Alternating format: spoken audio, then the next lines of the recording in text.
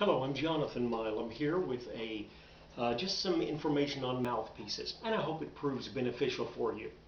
In fact, I'll probably address this for brass mouthpieces. Doesn't have to be trumpet, cornet, or flugel, although that's primarily what I play. You look at an average mouthpiece, and it's quite basic, not a whole lot of adjustment to it, but they have different facets that you can interchange with mouthpieces. And the first that I'll mention, of course, is the removable cup and backbore. And the benefit of this is if you find a cup that you like, then you can alter the backbore to augment the style of music that you're playing. And this is not really a new development. Oh boy, probably in the early 80s. I remember I dropped by a music store in Dayton, Ohio. I was traveling on the road at the time and saw a setup by a company called Warburton. And Terry Warburton was the one that put the thought together for this, or at least began the distribution. And I had 3 cups that were all the same diameter, so the rim felt identical. But I had a shallow cup, I had a medium cup, and I had a deep cup. Of course, the shallow cup facilitates. It makes a little easier the upper range.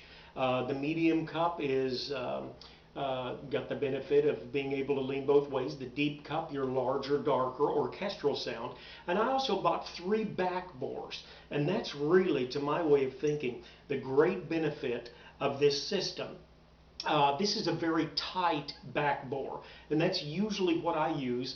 If I'm going to be playing much for worth, it's probably going to be in a church, soloing, and I want something that cuts just so I know that it's going to be heard fairly well. If you want more volume, a darker tone, you could get a mouthpiece that in the interior is more open. So I traveled for years, I think, with a 1 and a 6 and a 12. The 12 being the most open, the 6 being the medium, and the 1 being the tightest backbore.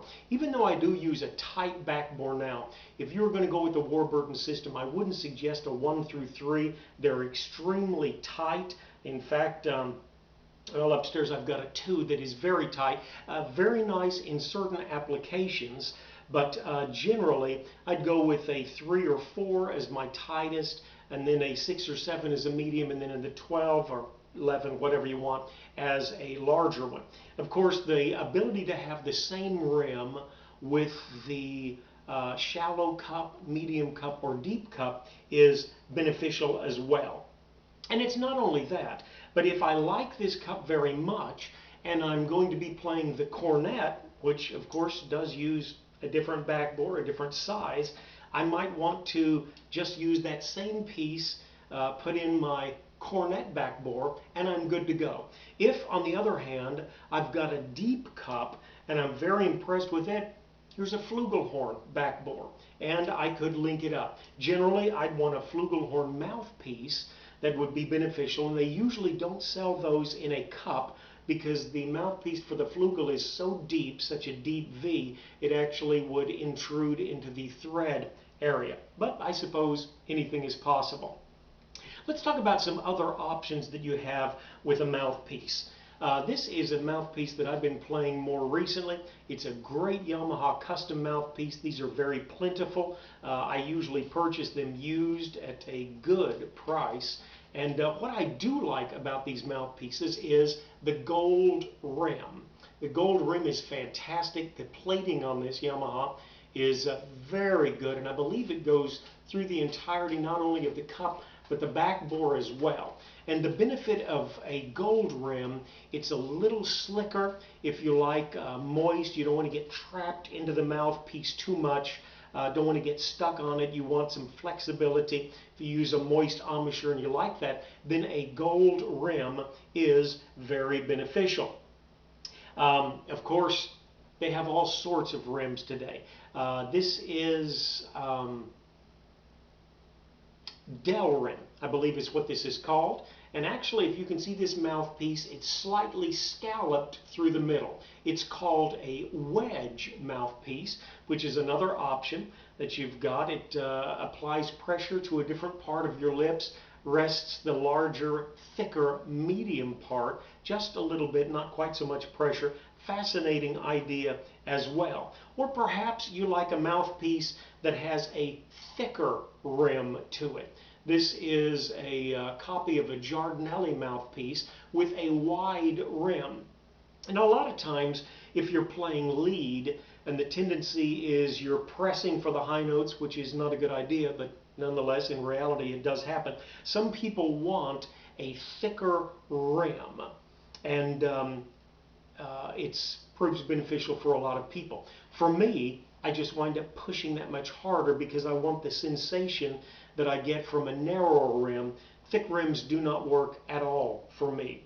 And that's one nice option of the Schilke mouthpiece system.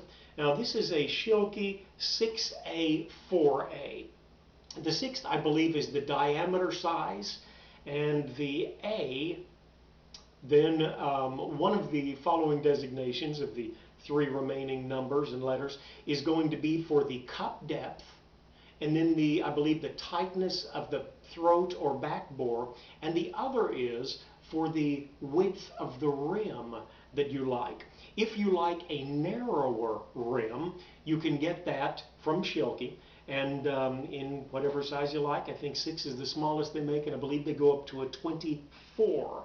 And really, I've found when I have a narrower rim, it enables me to play longer because I'm not pressing as hard.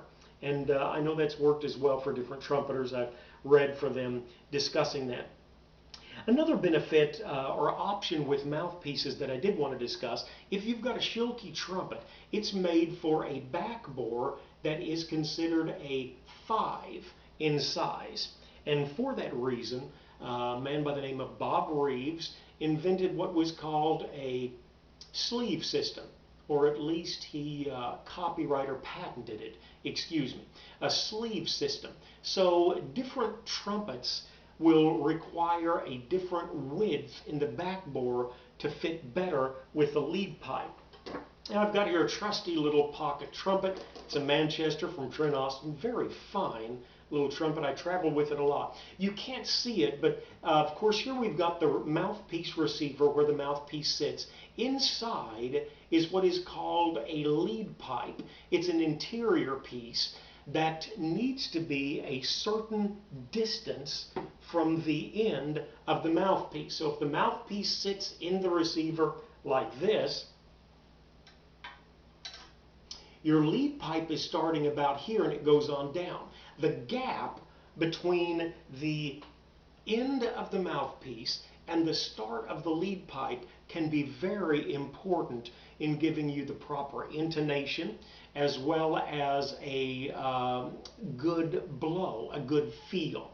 If the gap is not correct, then you can wind up with a stuffy feel or just have a very odd sensation in playing.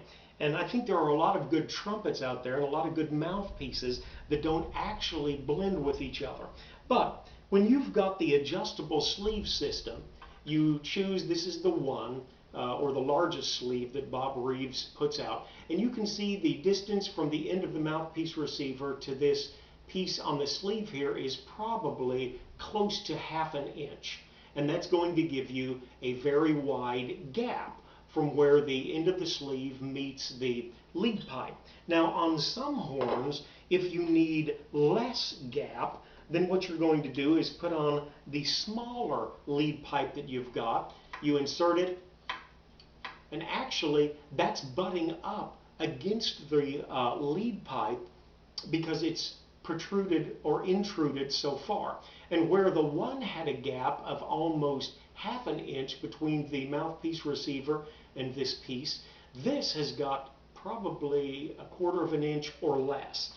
So we've got all of these sleeves here, and I've got the 1, which is the largest, and then I've got the 7, which is the smallest. I believe that Reeves's website, and I'll give links to all of these, puts them out by 1/16 of an inch. And if there's 7 different full sizes, that's 6 6/16 of an inch, almost a ½ inch difference in gap that you can achieve. It can be very beneficial. You might not be playing a bad horn, but your mouthpiece might not be seating properly in the receiver to give you the best gap beneficial. When we do get into backbores, I'll show you two Marcinkiewicz mouthpieces. A fellow took this mouthpiece, he actually thinned down or shortened the backbore and then thinned appropriately the width of the backbore so that it fits properly to give it a completely different feel. And you can have that done. You can order mouthpieces a lot of times in certain backbores. In fact, it's amazing what they can do. If you like the Schilke 6 Cup or 6A4 Cup, but you don't like that tight backbore, you can send it off to Warburton or Matthew Frost, or I imagine Bob Reeves, Pickett, just a few of the names that I've run across, and they can actually cut the cup off so that you can apply it with different backbores. And then if you want a tight backbore or a medium backbore, or you need a backbore that's got the opportunity to have different sleeves with it, you've got that option. Another option which I ran across recently is the removable rim. And again, Bob Reeves has been doing this for a long time. Great system that he's got with, if you like, for instance, I play a 41, which is rim-wise about like a Bach 7C, but I might have, in fact, this is a extra shallow cup and an appropriately correspondingly tight backbore. If I like this rim but want a completely different feel with it, I can keep this rim and just change out to another cup size. And actually, this is a 42 medium with an enlarged throat.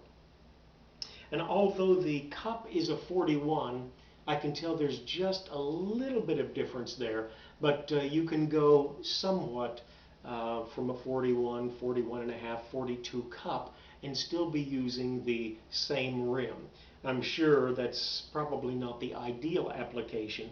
It'd probably be wiser to stick with 41 cups and backbores, but you can find the rim that you like and then be sure that you get the appropriate cup for what your needs are. One other option is, with a system like this, it would be very easy to send this rim off and have it gold plated, if that's what you like. So today we've discussed the removable rim, we've talked removable cups, we've talked different backbores, both in their application and their size for cornet or for flugelhorn.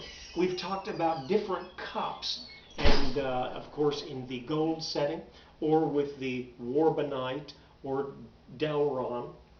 Just a lot of different options that we have with mouthpieces today. If you need a different backbore, it's very workable.